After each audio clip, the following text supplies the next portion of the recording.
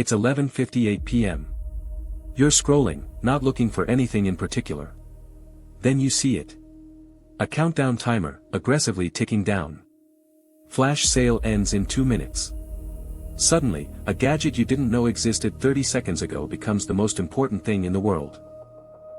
Your heart rate quickens. Your rational brain tries to fight back, whispering, "Do you even need this?" But another, louder, more ancient part of your brain screams, "If you don't act now, you'll lose it forever." You click. The purchase is complete.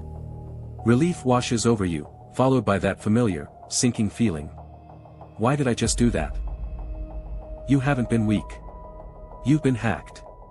Welcome to the powerful, and often invisible, influence of the scarcity principle.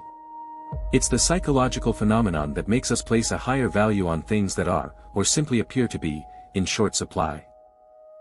It's the secret sauce behind Black Friday stampedes, the insane resale value of a limited edition sneaker, and that, only 3 seats left at this price, warning on airline websites.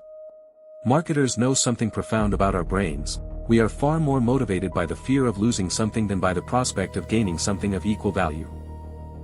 This isn't a modern flaw, it's an ancient survival instinct. Imagine our ancestors on the savannah.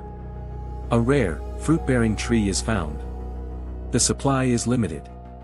Those who hesitated, who didn't feel an urgent need to get those calories, were less likely to survive. Our brains evolved to scream, "Limited resource.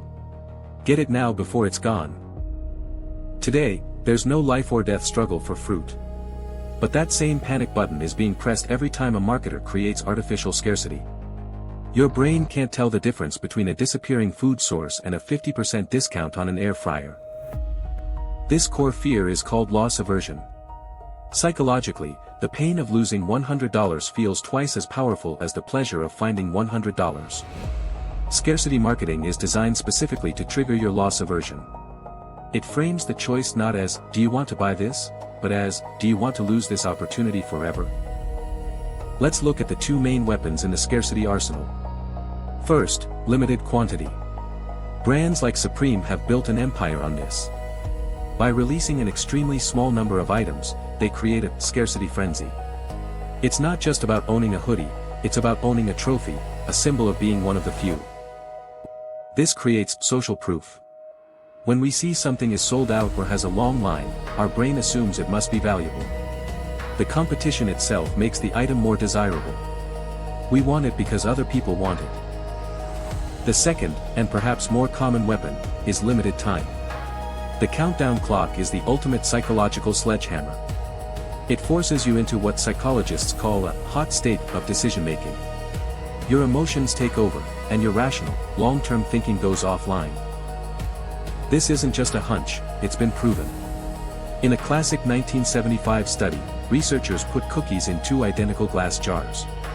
One jar had 10 cookies, and the other had only 2. Participants were asked to rate the cookies. Overwhelmingly, people rated the cookies from the nearly empty jar as more desirable and more valuable. Same cookies, same jar. The only difference was the perception of scarcity. The fewer there were, the more people wanted one. The digital world has supercharged these tactics.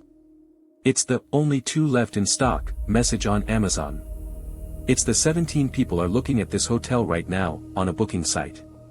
These aren't just pieces of information, they are carefully crafted triggers to activate your scarcity panic and rush you into a decision.